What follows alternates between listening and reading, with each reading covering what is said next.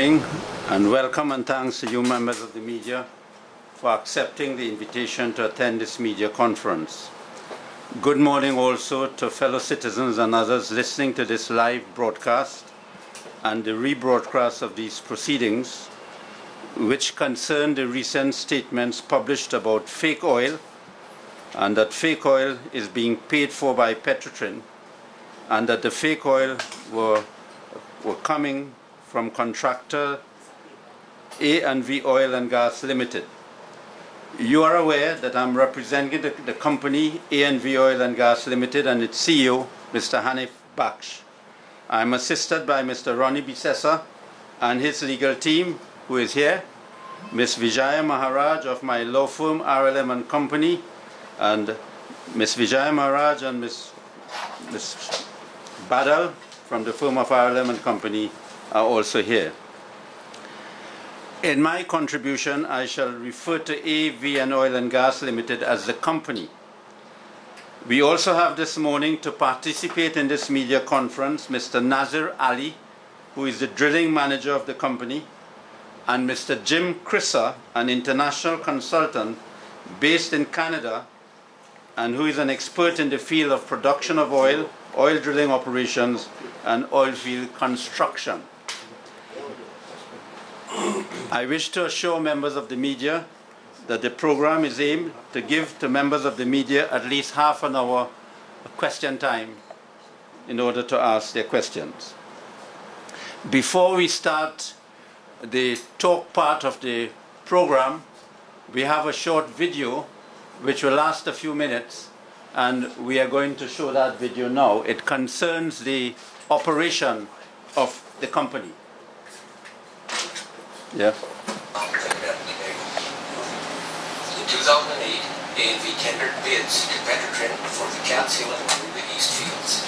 In 2009, these fields were awarded to A&V by Petrotrin under a petroleum production service contract. The Cat Seal field included approximately 132 wells, which Petrotrin had deemed uneconomical. These wells were handed over to A&V while Petrotrin retained the active wells. A&V then began a light workover program which managed to increase production to around 300 barrels per day. Over time, and based on economics and cash flow, the work activity increased by reworking and recompleting old Petrotrin wells. At this point, production increased to over 1,000 barrels per day. However, this proved uneconomical as these old wells proved to be unsustainable. A&V then planned a massive, heavy drilling program, and approximately 32 new wells were drilled over a period of time. Flush production then rose to excess of 3,200 barrels per day.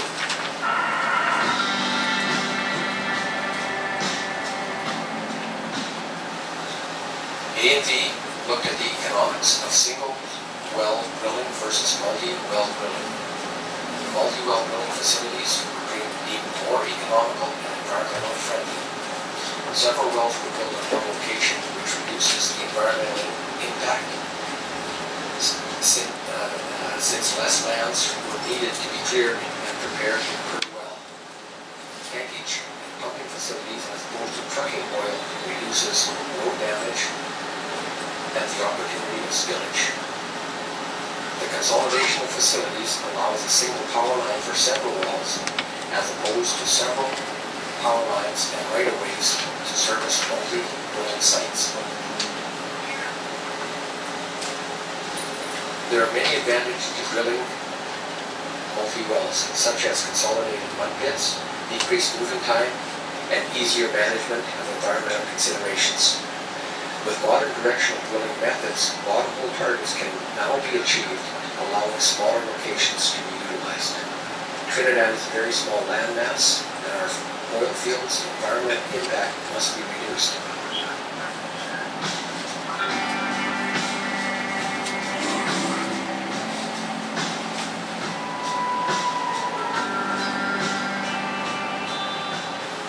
The majority of oil production in Cat Seal is pumped to a central cleaning plant where oil, water, and solids are separated by the addition of chemical and quiet residence time in the tank.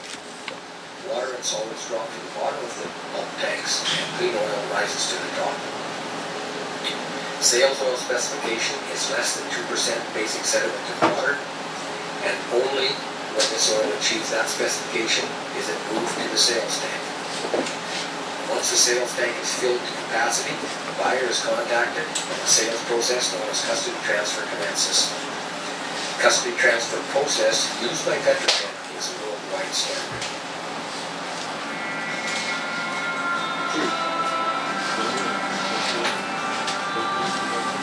Chico, go back one.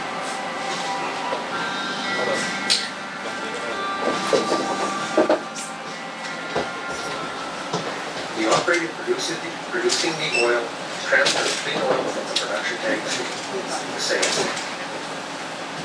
The tank is filled to capacity with clean oil and the purchaser is contacted. Oil produced from a well is produced in 4 phases: oil, water, gas, and sand. Oil is atmospherically treated with chemical and tank quiet time. Treatment of the oil is done prior to the sales process, and the clean oil specification is less than 2% basic sediment of water.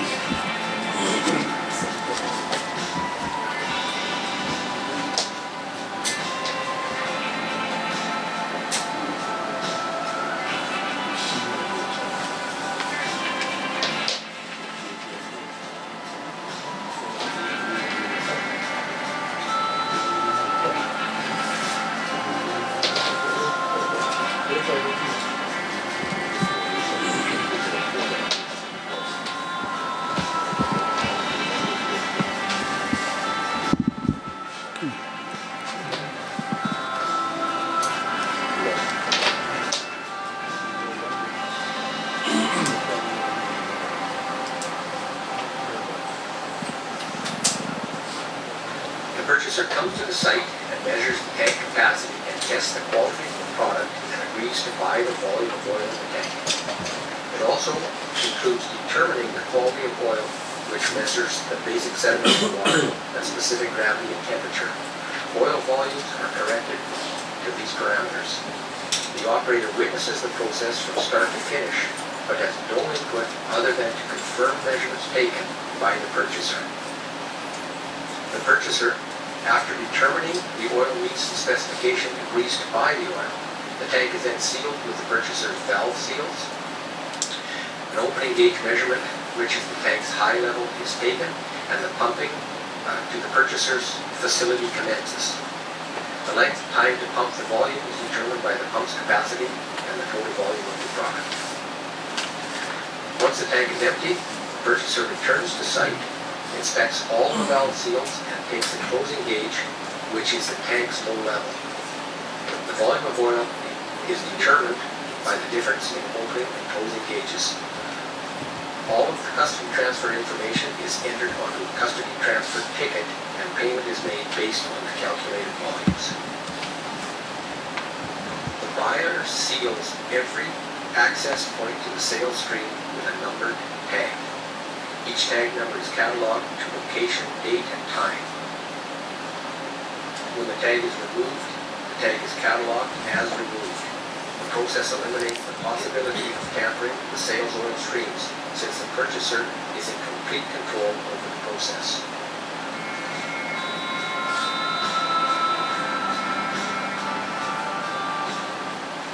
A&V has updated several miles of roadway in the field, which benefits locals and other oil producers. Bridges have also been upgraded, which again benefits the public, and this was all done at A&V's expense. A&V has also upgraded electrical infrastructure in the field, which benefits not only themselves, but several other producers, resulting in increased productivity and decreased downtime.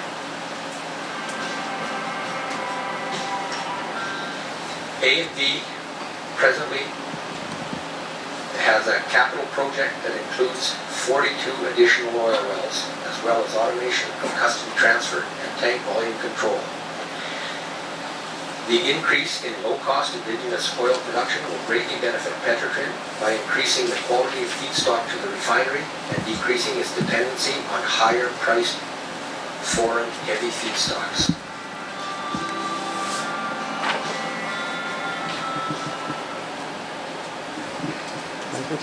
Yeah.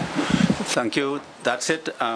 So there you would see that this is a massive investment, and a lot of money has been spent, and there's a lot of oil wells being drilled. I think I can start by saying that we, the lawyers, acting on behalf of the company and its CEO, became involved in this matter after the leader of the opposition made public the contents of the internal audit report of Petrotrin dated the 17th of August 2017, which report contained adverse findings against the company and its CEO. That was a preliminary report which Petrotrin was evaluating to determine whether the findings in that report could have been confirmed by evidence. Notwithstanding the private and confidential nature, would you pass this on?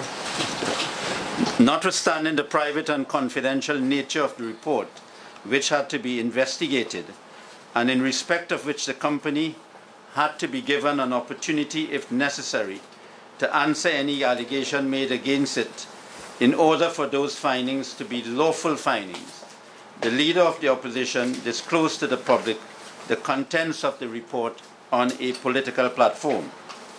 In August this year, Petrotrin identified a discrepancy between what crude oil Petrotrin received from the company and what Petrotrin was reported to have pumped from its Barrackport tank farm to Pointe-à-Pierre during the period of June to July 2017. It identified a shortfall of approximately 111,006 barrels of oil during this period. The company has a contract with Petrotrin to drill, test and work over oil wells in the Cats Hill block for the production of oil from oil wells which oil it sells to Petrotrin. The discrepancy which Petrotrin identified led Petrotrin to believe that there was a huge increase in production in the Cats Hill field. That is where the company operates during the period in question, of approximately 150%, and this increase in production was being generated by the company. This triggered the internal audit into the company, which led to the production of the audit report dated the 17th of August 2017, which contains the adverse allegations against the company. At no point was the company part of this internal audit investigation. At no point was it informed of the allegations which Petrotrin was making against it. At no point was it given an opportunity to make representations to Petrotrin in relation to this audit. It was not involved in the process at all. The internal audit, for all intents and purposes, was therefore a one-sided and inconclusive report. The audit report contains highly speculative opinions, assumptions, and suspicions. The report assumed that there has been a conspiracy between the company and some of its employees with Petrotrin employees, but it has not produced or shown any evidence to support those opinions, assumptions, or suspicions. To date, in communications which we have had with Petrotrin, Petrotrin has failed to disclose to us any evidence to support any of the adverse findings made in that report against the company.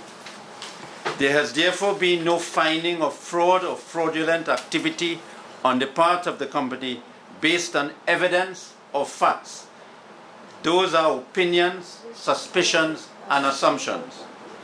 The process involved, and it's very important for us to understand the process, The process involved in the sale and supply of crude oil from the company to Petrotrin, as specified in the written contract between the company and Petrotrin, is as follows. The crude oil is pumped from wells into the bulk tanks of the company situated on the well site location.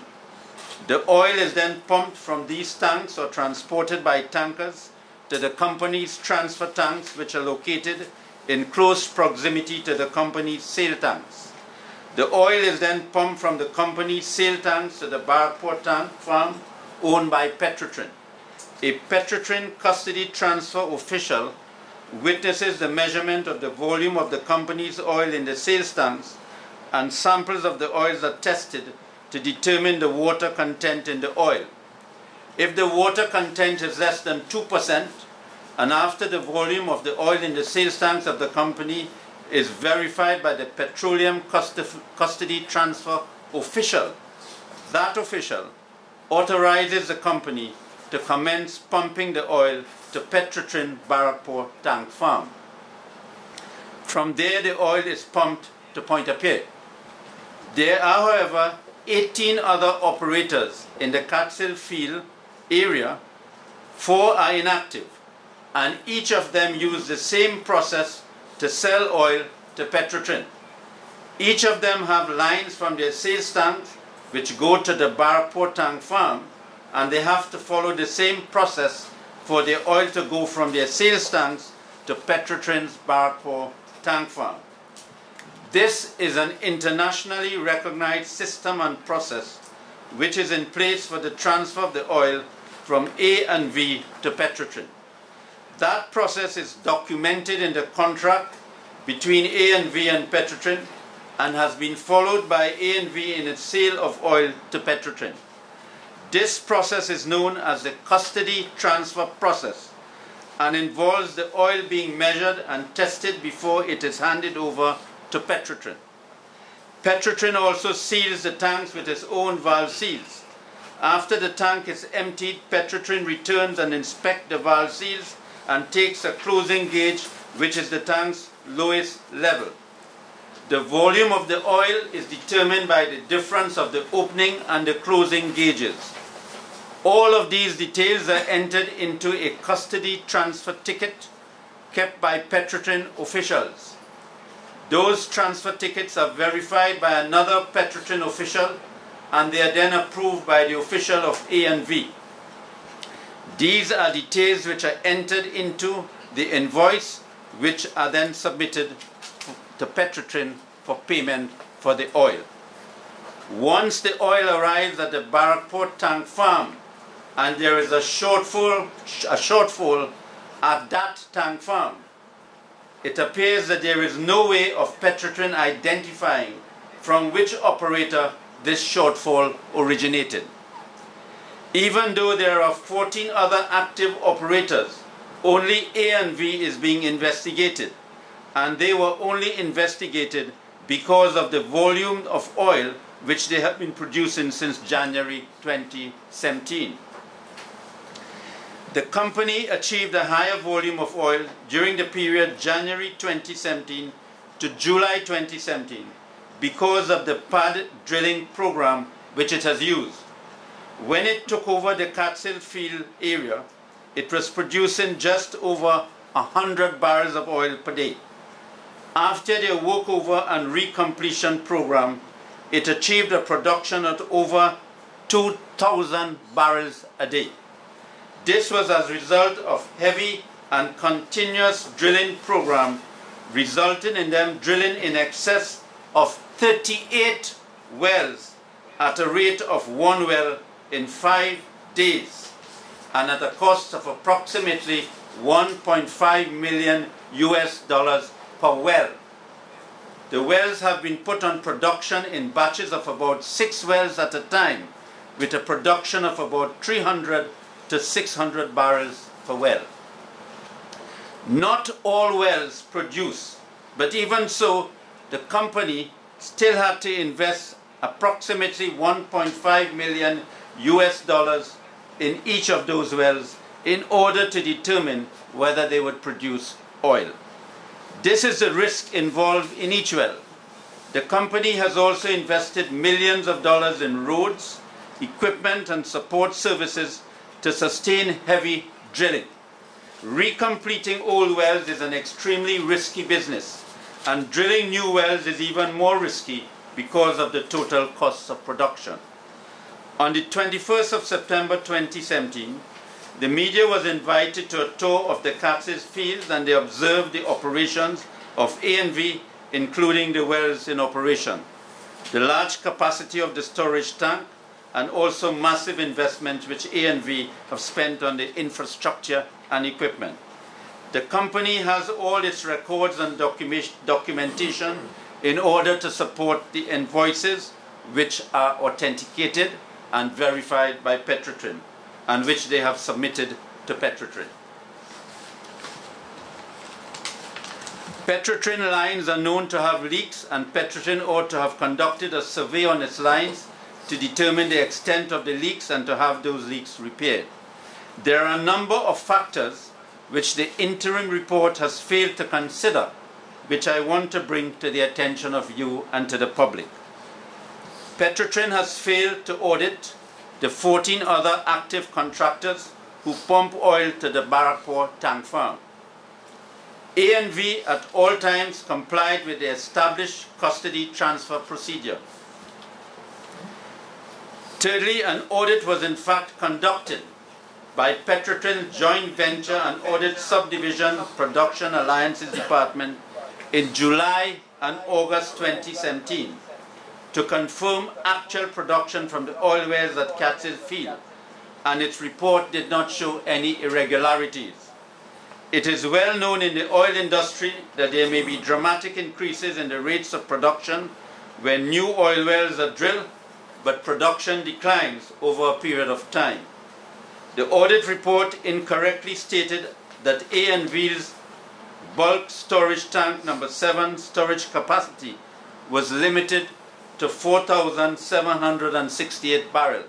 That was an untruth. It is in fact 9,835 barrels as certified by the Ministry of Energy and Energy Industries. The audit report relied principally on discrepancies in the volumes of crude oil that was being delivered from its tank farm in Barrackpore to its point-of-care facilities. A&V had no control or involvement in that process, since Petrotrin was in control of the pipeline which was used to deliver the crude oil to Point-à-Pierre. Petrotrin had itself assigned the alleged corrupt employee of Petrotrin to his role as a crude procurement specialist in January 2017. The company, A&V, played no role in that appointment or assignment. Reported production is not the same as fiscalization production. It is well known in the crude oil production industry that there may be dramatic increases in the rates of production when new oil wells are drilled, but production declines over time. Moreover, while the report has commented on the decrease in production for June and July 2017, it has failed to take into account that the reasons for the decrease in the production was because Petrotrin had instructed A&V Oil to stop drilling in July 2017 in order for it to inspect the drilling rig and for A&V Oil to submit documents in relation to the Catskill field wells. The company continues to supply crude oil, but Petrotrin has suspended payments to the company pending its full investigations into the one-sided allegations. There are outstanding invoices to be paid to the company for the supply of oil to Petrotrin in June and July of 2017, which total approximately $6.3 million US. Ladies and gentlemen and members of the media, this matter involves three important legal principles which revolve around basic requirements of the rule of law. It is an elementary and well-established principle of natural justice, which is the law of the land, that where a body, private or public body, intends to make an adverse finding against any individual, including a company, which finding would have adverse impact upon that individual or company, the law requires that body, private or public, to give to the individual or the company notice of the adverse allegations against the person or it, and to give to that person or the company an adequate opportunity of being heard. The body must then generally consider the representations made before the body before it could make any adverse decision against the person or the company. Those of you may remember, may not be in your time, but we have other well-known cases to support this principle. There was a case of Anna Montudo versus the OWTU, which case was ultimately decided by the Judicial Committee of the Privy Council in London, the final court of appeal for Trinidad and Tobago. The OWTU suspended Anna Montudo without giving him an opportunity of being heard in respect of allegation it had against him. The Privy Council set aside the suspension of Anna Montudo and ruled that the finding of the OWTU was null and void and of no effect because Anna Montudo was not given any opportunity to answer the allegations made by the OWTU against him. The company and its CEO, like Anna Montudo, was denied the opportunity of knowing of the adverse allegations it had and was not given an opportunity to be heard by the audit committee before it made those adverse findings against it. It follows, therefore, like the Anna Montudo case, that the adverse findings made against the company and its CEO in the audit report were null and void and of no effect. It has no force of law. If I may pause here a minute. As I was making this contribution a short while ago, I remember just the other day, there was a case of Maharaj, a chap who was in the sugar union. He became an industrial court judge. The cabinet refused to renew his contract on the basis of adverse allegations. They didn't give him a hearing.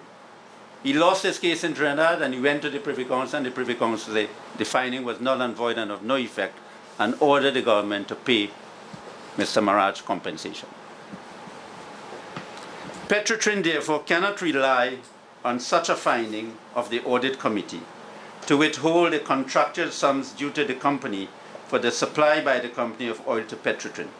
If Petrotrin withholds the sum of monies for a week or 2 or 3 weeks for it to investigate allegations, that is excusable because that is reasonable.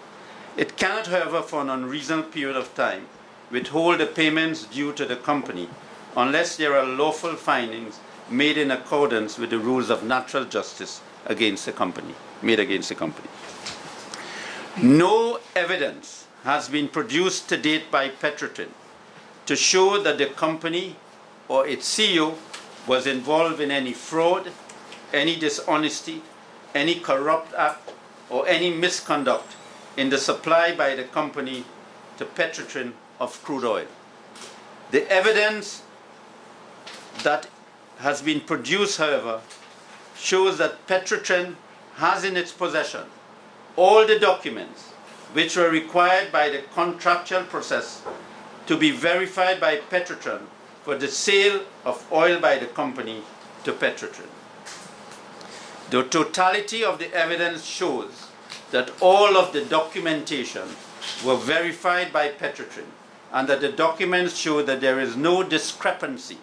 And I repeat, the documents show that there is no discrepancy in the volume of the oil sold by the company with the volume of the oil received by Petrotrin. There is also a principle of the rule of law that in the absence of any such evidence, where there is a contractual obligation for Petrotrin to pay for the crude oil, there is a legal duty and obligation on Petrotrin to make that payment and not to delay the payments for any unreasonable time. I feel very strongly about human and fundamental rights. The Constitution of Trinidad and Tobago guarantees the rights of individuals to express political views, to join political parties, and to associate with groups and individuals. If the company and its CEO was singled out for punishment because of the company's political association with any particular party or political person, it would be illegal and patently unjust. The government has a duty to ensure that public bodies and state-owned companies do not deny citizens and companies the benefit of the rule of law, the principles of natural justice, and their constitutional rights. It is imperative for both the government and Petrotrin to act speedily in this matter and to see that unless there are lawful findings against this company enjoys its contractual obligations with this state-owned Petrotrin. I need to touch on a topic concerning the company and the media. We are representing the company and its CEO. There has been an unfortunate incident involving a member or members of the media allegedly on the compound of the company. We advise the company, notwithstanding what the facts are, to apologize for any such incident which allegedly occurred on its compound, and they have apologized. Our instructions are that our client, the company, and the CEO, however, were not involved in any such incident. There is a police investigation continuing in this matter, and a person of interest in that investigation has retained a lawyer. His lawyer is not us. His lawyer is Mr. Alvin Ramro. It would be improper for us to make comments in relation to that matter, having regard to the police investigations which are being conducted. This is especially so because our instructions are that our clients are not persons of interest in that investigation. We have, however, received the consent of our clients to disclose to you the legal advice which we have given to the company, and I do so now. We have advised the company that whereas in this case there were serious allegations made against the company in the audit report which impact on the expenditure of public funds, this company has a duty to make all relevant information subject to the law of confidentiality available to the media, and it also has a duty to make public response to those allegations. It would be wrong and unlawful for the company, through its servants or agents or anyone on its behalf, to engage in any assault or battery or any behavior of that sort against members of the media who are exercising their legitimate right to investigate and to bring to the public attention photographs and information concerning individuals involved in those allegations. The media has a constitutional right under the Constitution of Trinidad and Tobago and a duty to do its duty in order to serve the public. The company in this matter has a duty to ascertain what occurred between the media and anyone who was on the property of the company at the material time. Notwithstanding any legal defenses which may be available to that person of interest, the company would have a duty, subject to police investigations, to see that any person who suffered loss or injury has been properly compensated. That is the advice we have given to our clients. Conclusion. It would appear to me that the events which have occurred in this matter ought to motivate the government and Petrotrin to consider reform of the process which is used for measuring the volume of oil supplied by contractors to Petrotrin. The present process is confined to manual measurements. It would seem to me that there is a case for considering putting meters on the supply lines of each contractor so that there would be mechanical recordings of the volumes of oil supplied by contractors to Petrotrin. The process and the system which are being used by Petrotrin, yes, they are used worldwide, but this is Trinidad and Tobago.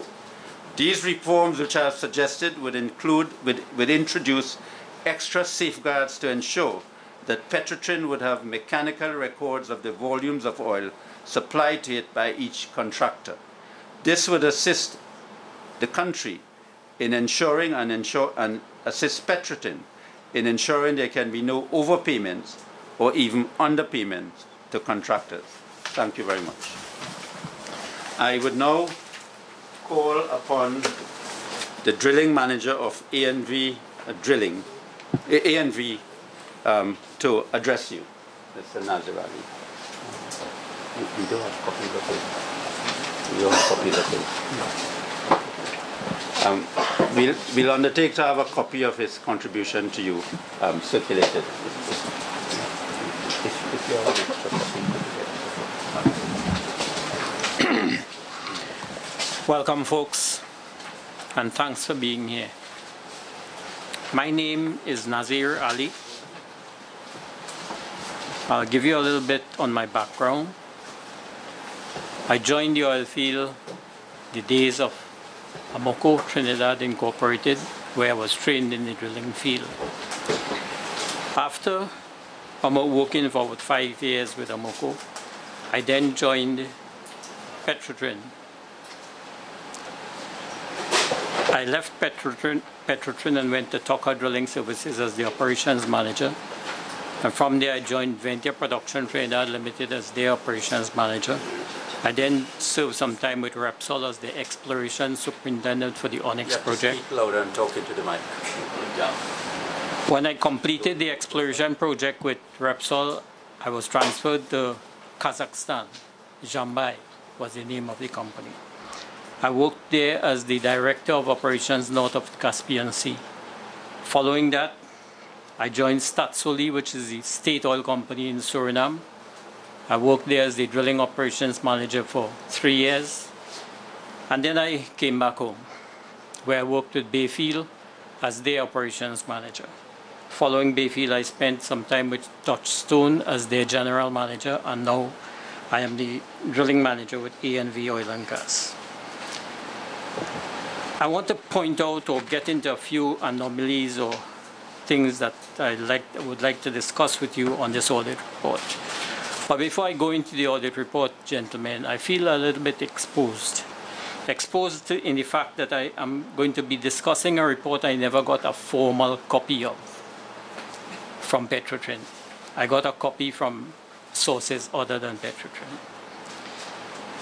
This report came about when Petrotrin realized that they had a shortfall in their deliveries from Barrackport Tank Farm to Pointe-à-Pierre. When I looked at the report, I could not see anywhere where they measured before pumping at Barrackport and then measured after pumping at Pointe-à-Pierre to ensure that there was integrity in the transport system between Barrackport and Pointe-à-Pierre. What they did was they summed up all of the sales tickets from all of the operators that pumped to Barrackport and compared it to what they received at that pumped to Barrackport and compared it to what they receive at Pointe-à-Pierre. This does not say that that system did not have a leak or problem in it. What they should have done is ring-fence Barrackport and Pointe-à-Pierre and ensure that everything is all right there. And then look at the operators that pump to Barrackport, ring-fence that and see if you have a problem inside there. And slowly work yourself to where you need to investigate your problem. That was not done. Now I know in our case, where we pumped from the Catsill field to Barrackport, we had several situations where the trunk line to Barrackport leaked. We had to shut down sales on many occasions and wait until Petrotrin repaired that line before we could continue sales. On one occasion, the leak was so bad that a car on the road got burnt. These are facts, gentlemen. And if this could happen between myself and Barrackport, what about the 18 other operators to the Barrackport field? Now, they looked at the 18 people pumping to Barrackport, and they find my production was going up. So they decided, all right, we'll go ahead and do an audit on Catsill. My production in Catsill was going up fine, but I had a very active drilling program where I drilled in excess of 38 wells. These wells were coming in with almost virgin production at the start. And the production was spiking, falling back to normal production, spike again and then fall back. I'll give you some information on those wells as we go. The sales process that we use right now is a sales process that is approved by Petrotrin and is on our contract, where Petrotrin send one of their supervisors to witness the sale in conjunction with our production supervisor. We have no part other than just witnessing. The sales supervisor from Petrotrin sealed the tank after he accepted, seal all the valves and lines that could move production from the sales tank other than production onto the line, Petrotrin line itself. They take a high dip, they take samples which they test at their lab, and they take a low dip. They take the low dip away from the high dip and come up with the volume. They then correct that volume for temperature, and they correct it for water. And then they cut a sales ticket which is signed by themselves and by us.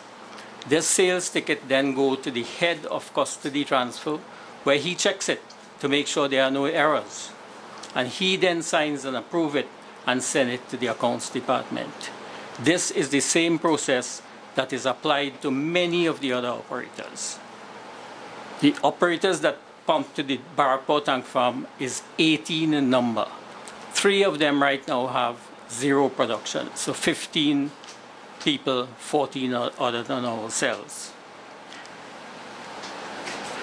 We have 2 sales tanks, tank number 7 and tank number 5. Tank number 7 is stated in the audit report as a 8,700 barrel tank, and tank number 5 is stated as a 2,700 barrel tank.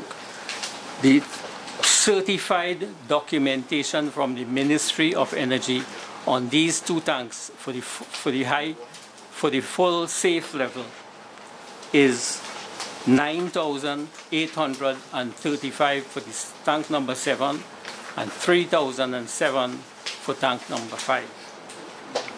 The report also states that we do not have more than 4,758 barrels of storage. This is not so. And you would have seen it in the video that we showed you. We have several tanks out in the fields that we pump from other than the battery itself. We drill our wells right now at about 5 days a well. So we estimate about 3 to 4 wells per month. Each well costs us about 1.5 million US dollars. Now, does it stand to reason, gentlemen, that we will falsify the amount of oil sale to get money from Petrotrin and then spend it at a rate that is higher than the oil that we sell? $1.5 million in one well a month. Multiply that by 3 to 4, and they owe us over the two months that they have not paid just 6 million US. But what are we doing? Why are we doing it? We worked on this field trying to optimize the old wells for a long time. And what we realized is we were throwing good money behind old wells, because the wells were very problemsome, something always wrong, and we won't get any production.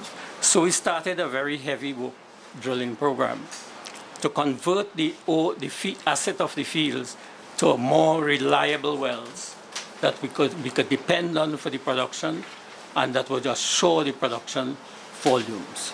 This is why we are doing it, and that is for betterment of the country.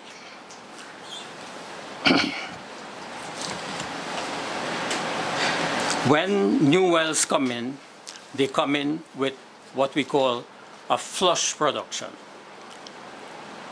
because the new wells are in virgin pockets of the reservoir. As that pressure depletes itself in the near wellbore area, the production falls back.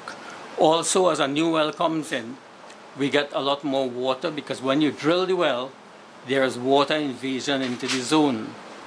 So we get some water production. With it we get some sand, and we get wax and different things that well clean itself up. So a new well will produce at a flush production sometime for a week, couple of weeks, and then it falls back to the normal pressures in the reservoir, and the production itself declines. So we end up with a heavy workover program following activation of these wells. But next to that is we do our drilling as what we call pad drilling, where we have 6 wells per site. One of our sites had 11 wells. So after the drilling rig moves off and the workover rig comes in, up to 11 wells could be put online within a week or two. So within a week or two, you have 11 flush production coming in from these wells and into the tank. This is not something that this country is accustomed to. They are accustomed to single wells. They are accustomed to wells being drilled in 2 months. So it confused a lot of people. And what happened in our case before the auditors came in, the joint venture people came to see, all right, what is going on? And they found out that, yes, what we were doing was justified.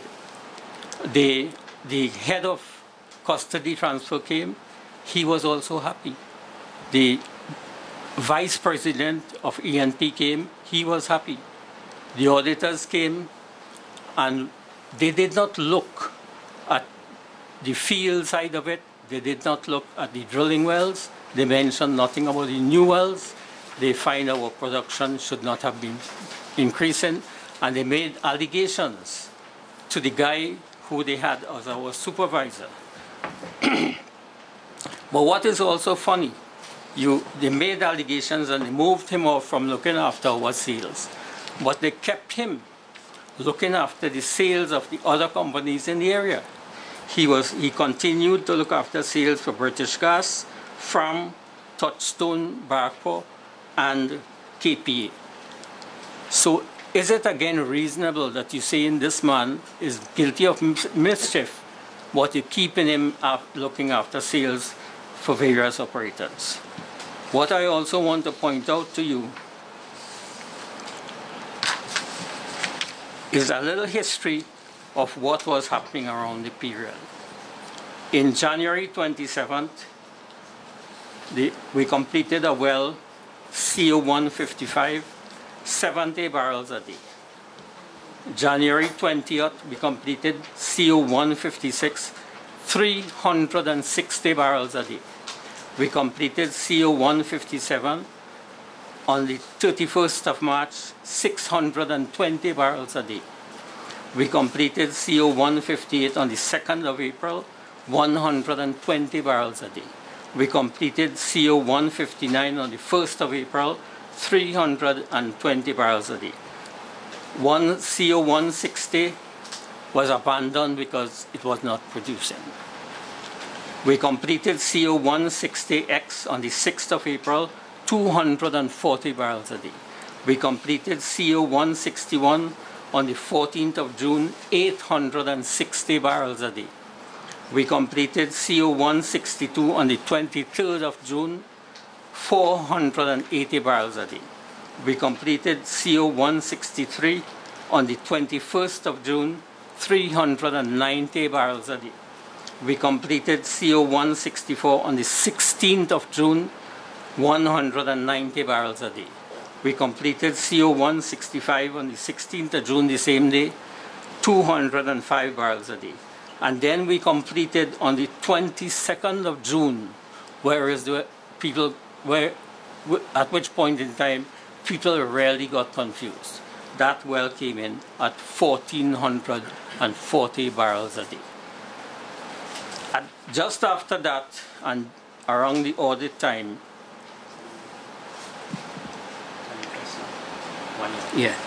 just around the audit time, they shut the rig down for inspection and documentation. And that rig was not started back until the 4th of September. So during that period, our production declined, and things looked as though, because of the audit, the production fell. That is not the case, gentlemen.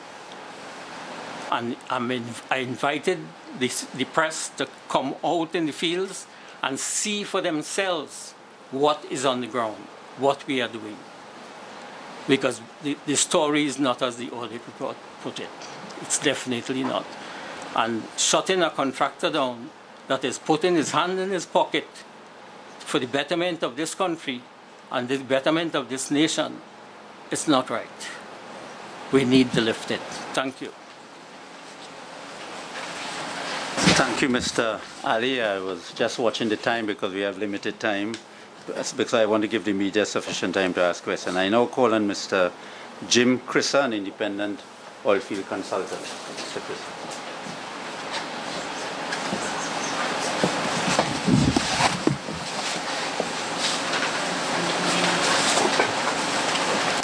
Good morning.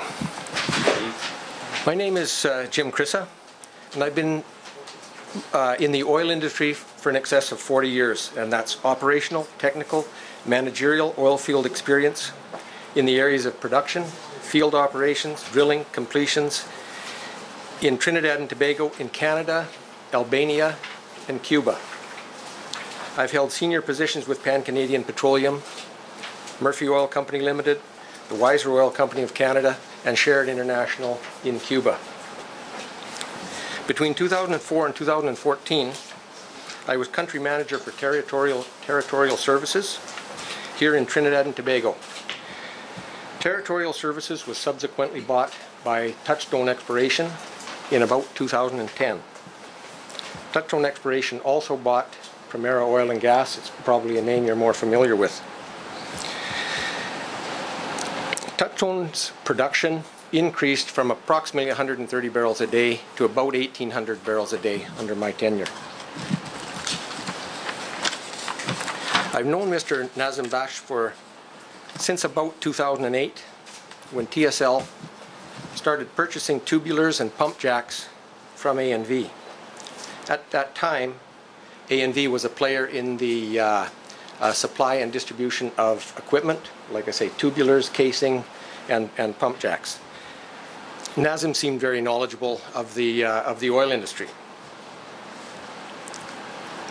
A&V, sometime in late 2009, was awarded the Cat's Hill Incremental Production Sharing Contract, the IPSC, by Petrotrin. And from 2009 to 2014, when I left Trinidad and Tobago, A&V's production of crude oil grew as they recompleted old wells. A recompletion means reviewing old well files, reviewing old well files from the old wells that were on site and looking for areas that were missed in previous years. They're looking for overlooked previous oil. Sometimes these lenses, these sand lenses, are small, and sometimes they're big, and that's why the production grows the way it does. My experience with new wells in Trinidad is seeing very large volumes as they start to produce when you first put a well on, and a rapid decline in production. And a new well in a virgin area in the reservoir depletes more slowly than a well that's drilled into a mature field. And you'll hear that term quite often, mature and new areas. And so what I saw is confirms what A&V drilling sees in their field. And I'll just give you an example. In 2005, I was involved in the recompletion of a forest reserve well with Territorial Services, and it was FR 1435. The initial production was in excess of 500 to 600 barrels of oil per day. When Petrotrin heard about this well, their production managers came to site, and they were quite excited about it. They looked in the tank. They couldn't believe the volume of oil that was coming out of that reservoir. But in a situation like that, we saw it, because we were a partner with Petrotrin, we saw it as a joint success. A well like that, in that particular situation, the flowing production dropped dramatically, and of course everybody was a little disappointed, but we understood the potential of the reservoir at that time. I've carefully read the audit report and its preliminary conclusions on pages 21 to 23, and I'll express a few of my views on some of the reasons given by the internal auditors which led to their conclusion that fraudulent activity may have occurred. When we talk about the increase in production from 60,000 barrels to 149,000 barrels in 6 months, what we have to look at is the pad drilling program that A&V has incorporated. The rig will go onto location and drill several wells. And when those wells are drilled, they're not completed. And that means when you'll drill the well and you'll leave the closed pipe down into the reservoir. Okay? And once all the wells on that pad are drilled, then the drilling rig will move off. And that's so there's no problem between different services. So once the drilling rig moves off, then a service rig will move on to location and they'll log all of the wells. And that means they will run an instrument down the well to determine what type of reservoir is available. So the drilling is done, the logging is done, and then a service rig will come on to the location and they'll complete the wells. And that means that the service rig will lower an instrument into the wellbore and put holes in the casing at the predetermined reservoirs. Okay? I hope that's clear. So when you look at all of these wells coming on at the same time within a few days, what happens is all of the production spikes. So it's easy to understand the spikes in production when several wells are brought on at the same time. So if an operator brings on 6 wells at a very high production rate, it's also easy to understand that the sales volumes are going to increase at that time. In the same idea, when the wells start to decline, because they were all put on at the same time, most of them will decline at a similar time. It won't be hour by hour, but it will be very similar. So if a well slows in a flow rate from on a particular pad, it's reasonable to assume that most of the wells on that pad will slow accordingly.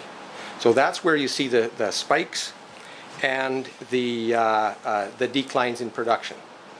And that's not only in Catskill, that's most any operator in Trinidad will tell you the same situation. I used to look at the wells when I got a drilling report back. I'd say, what is the production today? They'd tell me, and then I'd say, tell me again in a week, because that's in that particular field, that's the way it declined. Okay, and then the production decline in July of 17 also slowed due to the A&V stopping the drilling, and they had their annual drilling rig inspection. And that's standard. The ministry requires that, and all of the drilling contractors in the country go through that once a year. They check all of the equipment just to ensure safety and make sure that all of the equipment is up to standard and specification. The sales tickets, we'll talk briefly about that. And sales tickets are agreed method of custody transfer and invoicing in an IPSC. Both parties sign the tickets and agree to the volume. The tickets are prepared, checked, and approved by senior officials in Petrotrin. Anomalies are always picked up by the people that review the tickets in Petrotrin. That is their job, to look for any discrepancy in a ticket and volume over time.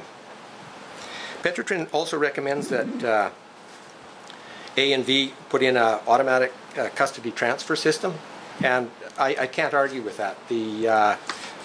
When I was at Touchstone, and we put in LAC units at all of our sites, and it was not for volume discrepancies, but for the increased production. We were able to pump oil as the tank filled, and there was no Petrotrin intervention in the process, other than in a LAC unit they take the samples and they read the meter on a daily basis.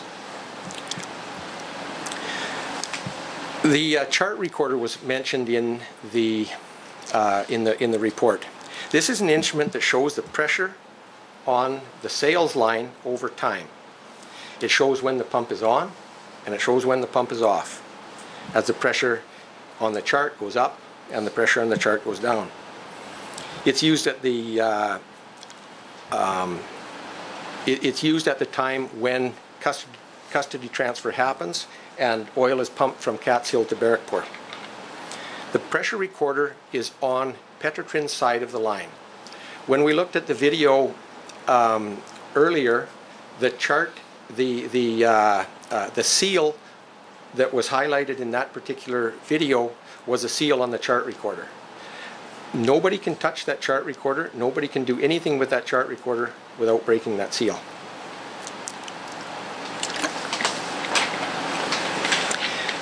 When I read the report as well, it appeared to me that the discrepancy in oil production appears to be between Barrackpore and Pointe-à-Pierre. There appears to be no indication of meter testing for verification of what actually went over, and I would think that would have been in a report. There's no tank strapping details supporting the volume stored, shipped, or received at Barrackpore. This means that there is no Minister of Energy certification on the tank volumes at Barrackpore that are indicated in the report. There's also nothing in the report to suggest that Petrotrin's receiving tanks at Barrackpore are actually measured on a daily basis. Standard oil well practice is that the operator do volume inventories daily. There's nothing in the report suggesting that Petrotrin adopted this practice at this Barrackpore tank farm. This was touched earlier as well, but there are 18 operators who can pump into the Barrackpore facility, 3 of which are inactive, and I would question whether all of the inactive tank farms have been checked. There was an indication that check valves were not in place, and a failed check valve could allow fluid to flow backwards to one of the producers that isn't currently online. It's impossible for Petrotrin to blame the shortfall on the specific operator because all the operators pump oil into the same tank at Barrackpore, and they pump at the same time. There's no fiscalization reference in the report in relation to Barrackpore, which is under Petrotrin's control. Thank you. Thank you. Thank you, Mr. Krissa. I will now invite questions, and I'll ask Mr. Ali. And I know most of the questions will be either for Mr. Ali or Mr. Krissa, but feel free to ask any question you wish in respect of what we have talked about. Just a little clarification. Did the report say that Petrotrin did an investigation into the entire Catskill field, and A&B was pointed out based on the anomalies with the sales tickets and the GPS? No, I don't think so. No, there were no anomalies with respect to the sales ticket and anything to do with the documentation in the supply of oil by. Based on the audit report? Sorry? Based on the audit report? Yeah, based on the audit report. So, I know the company is taking action against the operation. Is it that information that she revealed at that meeting would have been false as what she was putting on the report? But there are some inaccuracies that she made. Mr. Bisese, you want to, because you have one. There were no specific. Yeah, there were no. Walk this mic to the people asking questions about it. Let's make sure they have any questions. I think the basis of the action against the leader of the opposition is that the allegations or the statements made in the report were not supported by any evidence which implicated the company. There is no evidence implicating the company in respect of any wrongful conduct. What she had said was based upon the number of control issues identified during our visit, the other team's visit to the catch and field, and our analysis of the sales tickets and GPS records, internal audit had concluded that the custody transfer process at the catch and field had been compromised. Mr. Ali answered, but that is a general statement. Mr. Ali, answer the questions, please. It is a general statement with no evidence, but I'll get Mr. Ali to explain it further. Right, so I'm asking if this was not in the report. There's no evidence, sorry. When I went through the report, I saw two sales tickets that they brought up, and they said the pump was pumping at a capacity that it could not pump at based on the pumping time. Actually, if you look at those two tickets, what you will see is that there was a mistake in the date of the high dip and the date of the low dip. When the guy took the high dip, he's supposed to take the low dip the next day, and he entered the same day. And this is why the hours did not match up. Because if you enter the correct date, it'll be over a 24-hour period.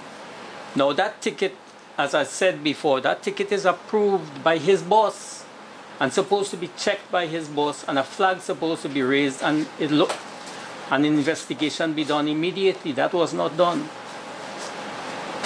What you also saying, so it could possibly mean that it was a mix-up on you, because you're saying that when the specialist was supposed to monitor and sign the tickets, the GPS located in his van showed that he was either not there or he was not there.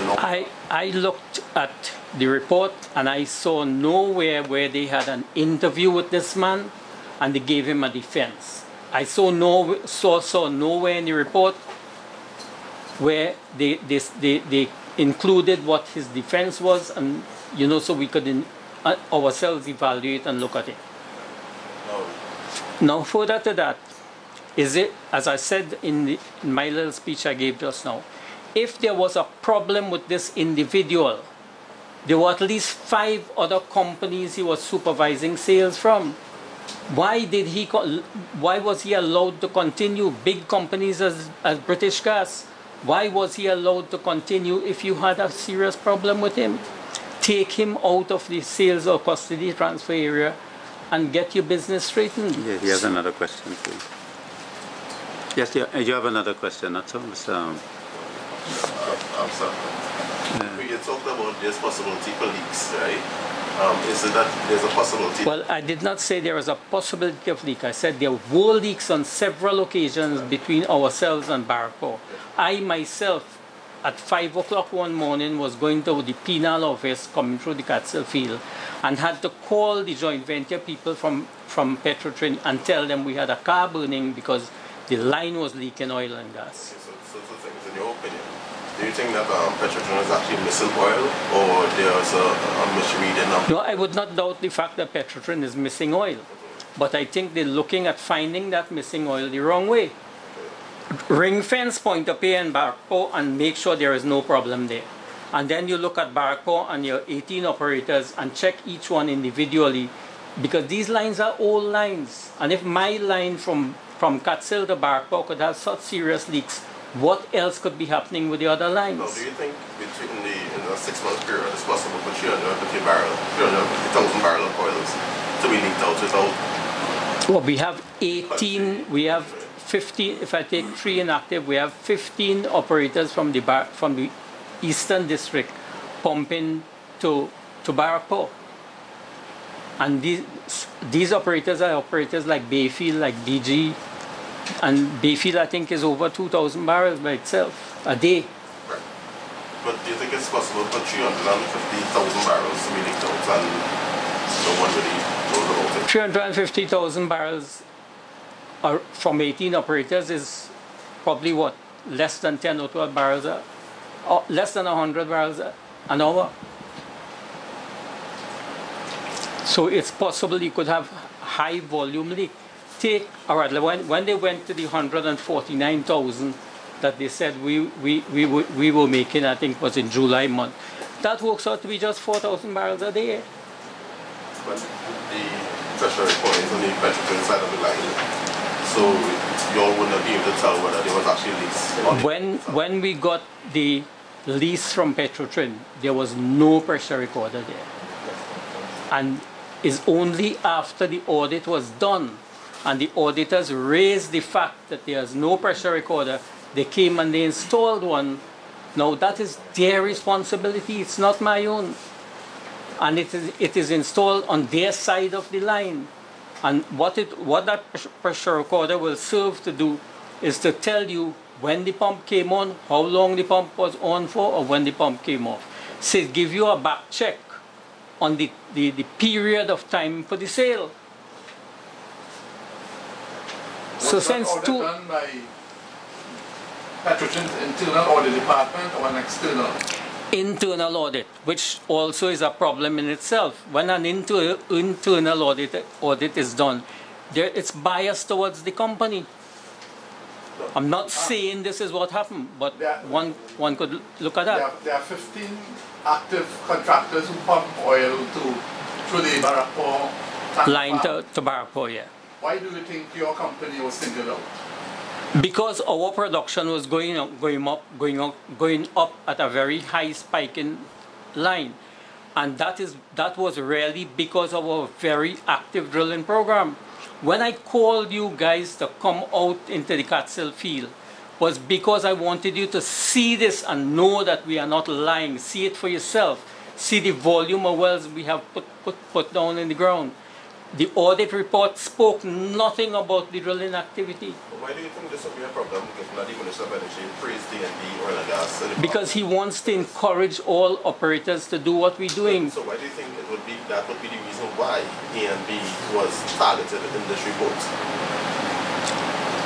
Repeat that question. If the Minister had praised E&B right. for this major increase under such a risky undertaking, why do you think now that if they will praise for that, they will be targeted? They would be targeted as the person who is defrauding the company of oil. Why they targeted us, other than the fact the Minister praised us?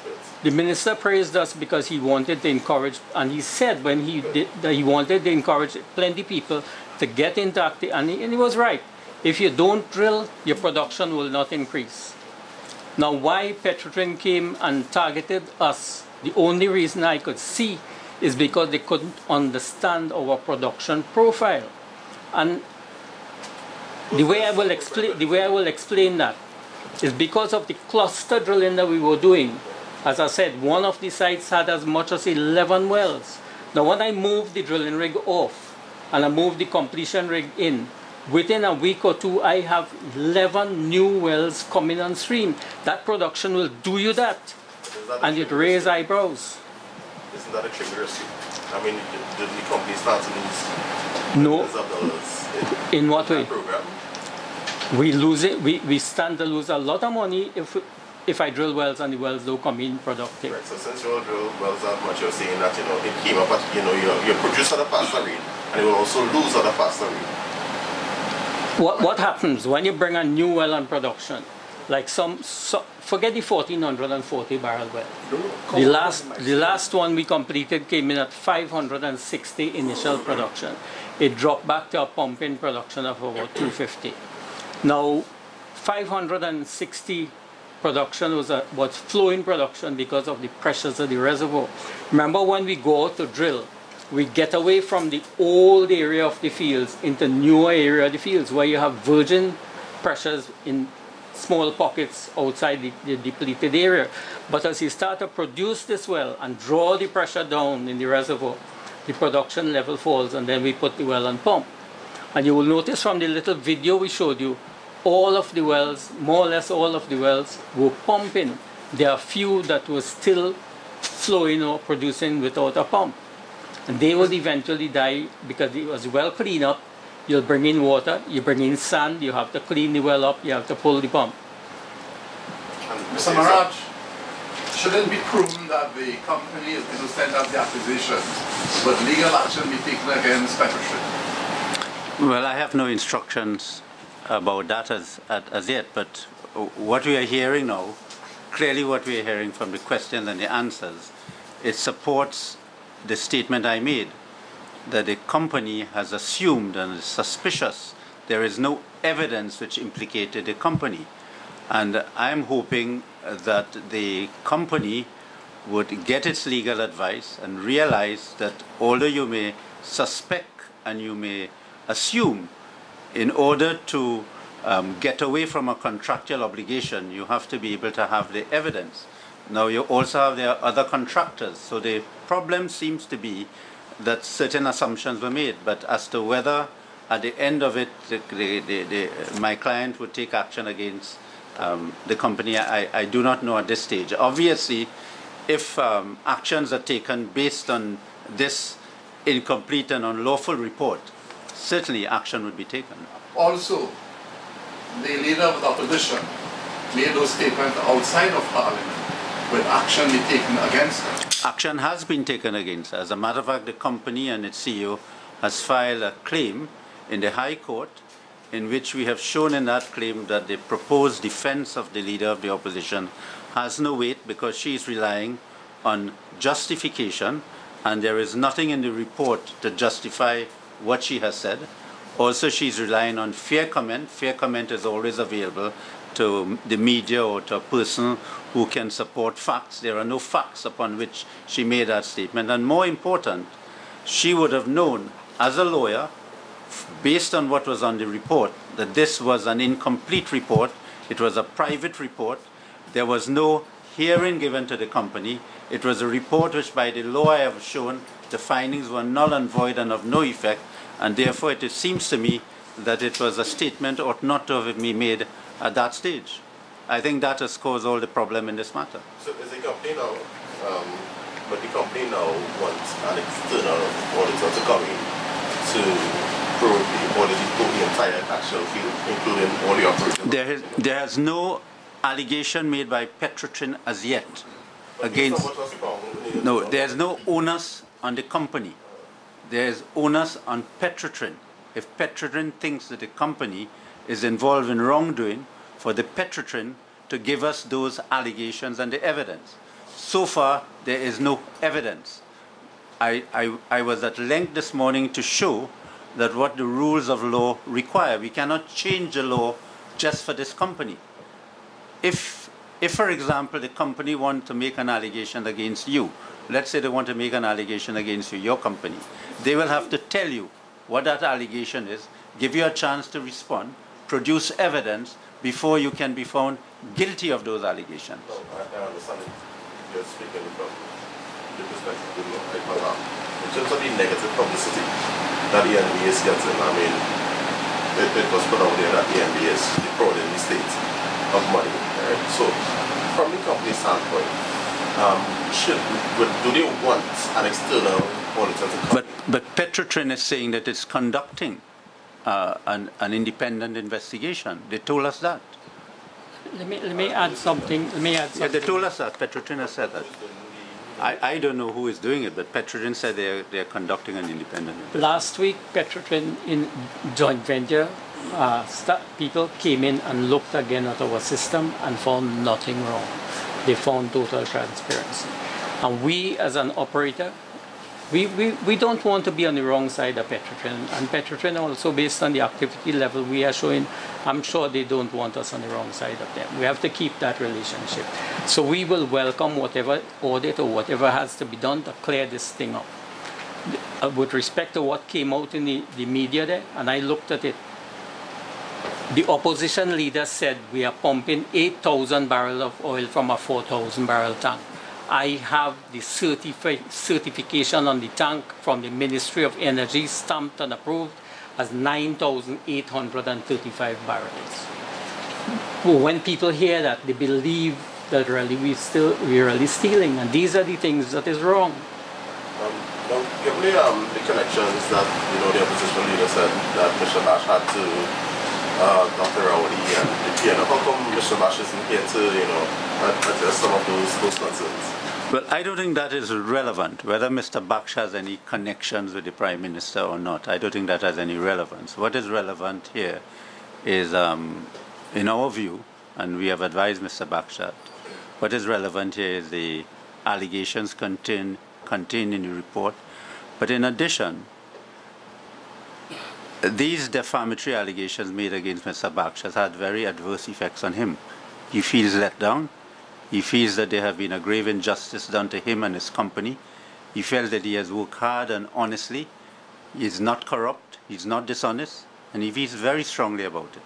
And I don't think Mr. Baksh, from what I have seen, is at this stage ready to be able to talk about this matter. So is Mr. Baksh denying that he was involved in an incident involving photographer actually? There is nothing for Mr. Baksh denied because there has been no allegation made against him. There is an allegation made against another person of interest, and the police has interviewed that person. Mr. Baksh was quoted in a newspaper saying that he didn't mouse on. But not everything you read in a newspaper sometimes can be accurate. That's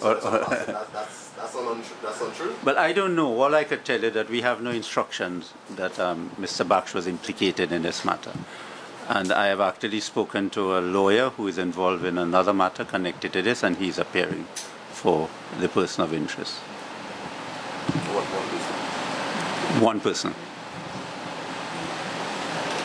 So you said that... But I've asked the company to investigate the matter and give us a report, so I don't know. But remember, we are not investigators, and the police is conducting an investigation in the matter. I have been informed that the police went to the premises and conducted some investigation. And so is Mr. Baksh saying that he's saying that the incident happened on his compound, but is he saying that whether or not it was his compound? But I don't think I want to disclose what Mr. Baksh would say about that matter because the matter is the subject of a police investigation, and the police investigation is not directed so far against Mr. Baksh. I know that the police investigation so far is directed against another individual. As to whether that is true or not, that is information I've had. I think the media asked me on the tour whether the road is a private road or it belongs to Mr. Baksh. I've done some investigation. The road is a public road. Yeah. When the final report comes out, corrections are made, what happens then? One love? I don't know. Remember, this is a commercial relationship between a contractor and a company which they have had a very good relation over the years. Now, let's be frank. It is not unusual for companies and public bodies to do interim reports. Those reports are not normally published to the public. I mean, the public service does interim report and all sorts of things. And it is legitimate for a company to do an interim report, see if it gets something, and then conduct a proper investigation in relation to the matter. And in fairness to Petrotrin, this is what they were going to do. But what happened is that private and confidential report was made the subject of a public political speech. And that, therefore, has caused the company to defend itself against the allegations. And in fairness to Petrotrin, we have written to Petrotrin, and Petrotrin has indicated to us that it is doing an independent report. It must do an independent report to see whether these findings can be confirmed. And they gave us the assurance that if there are anything against us, any adverse thing against us, they will let us know. And they have not done so. So you're saying all this fiasco and so-called scandal and everything was created because the opposition leader took a confidential report and... Well, I'm asking members of the public to judge for themselves. This was a confidential report. It is not for me to come to a conclusion. This was a confidential report. In the commercial field, this is an accepted norm. And the report says that it has to be confirmed, it's confidential, it's private. So if it is that is a confidential report and it contains allegations which can be considered defamatory if they are published to members of the public, it would seem to me that whoever decides to do that stand the risk of being sued for libel, but also in that position it would cause grave damage to an individual and probably to Petrotrin relationship with the individual, in relation to contractual activities. There's where we are. We are here because not of the report. We are here because the report became public. In the public service every day, we have cases every day where you will have an interim report and a person is probably suspended for a short while, pending investigations.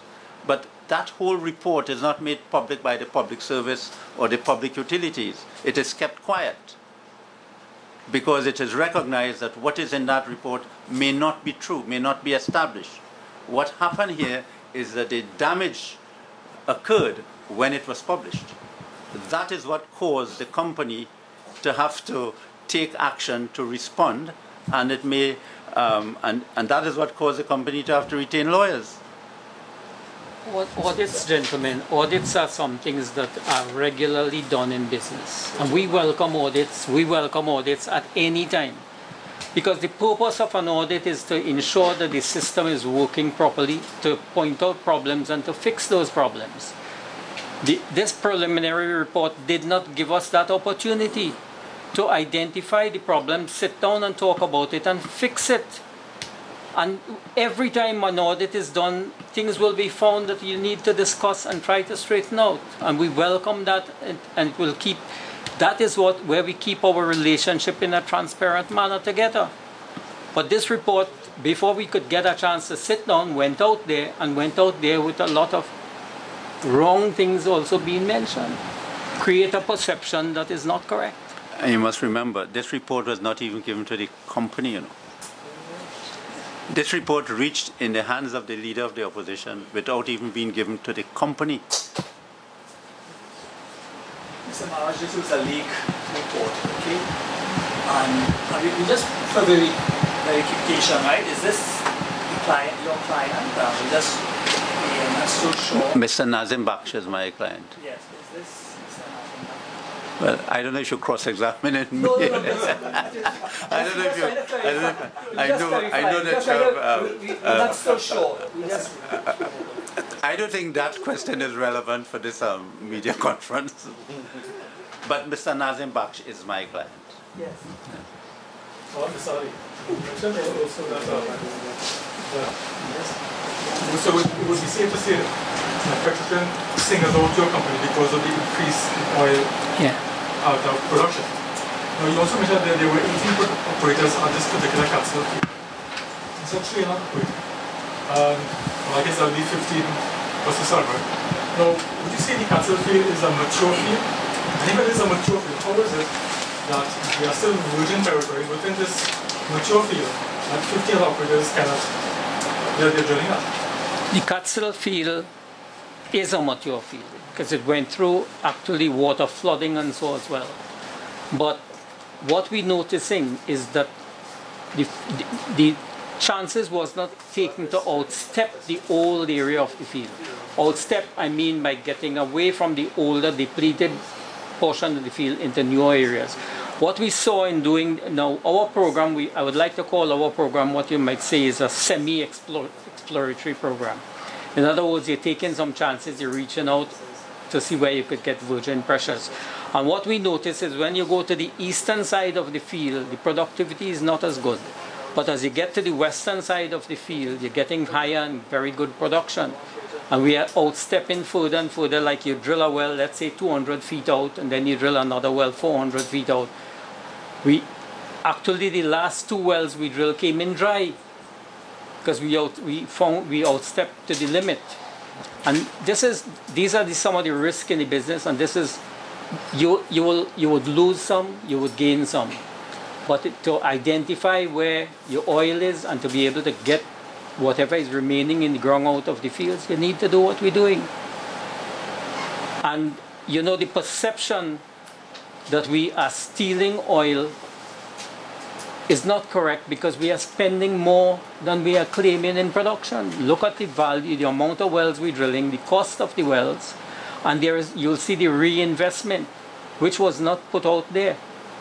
It's not like we claiming $6 million US, putting it in our pockets and running to have a good time. We invest in it back in the field, and it's visually there for everyone to see. Now, our profits that we will get out of that is with time, because the field will eventually be converted to a more reliable field with new assets. That will give you the production insurance over a longer period of time, and that is where we will make our profits. Right now, we are investing in increasing the value of the asset for the country. Any other question, members of the media? Well, if there are no other questions, may I express my thanks on behalf of the company and my thanks on behalf of the legal team, Mr. Ronnie Bissessa's legal team, my legal team. May I express my thanks to you, members of the media, and all those who have assisted in this effort this morning. I know that this is a very important issue for the country because there's taxpayers' monies involved, and if there is any problem at Petrotrin in the payment of monies, it's taxpayers' monies, and I think the people have an interest to know exactly what is happening. And I'm glad that you're here this morning, so you could have got this opportunity to ask the question.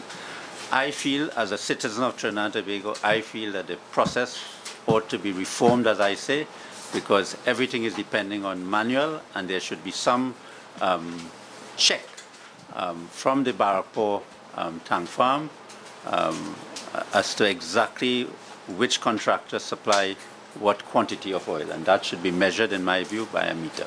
So I hope that this, whatever happens as a result of this, there should be some reform, and the government should take note of it. Thank you very much. All the best.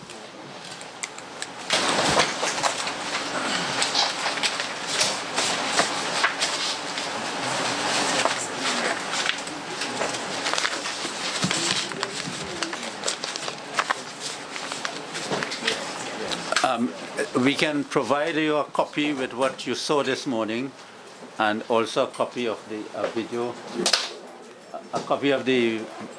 of the media conference.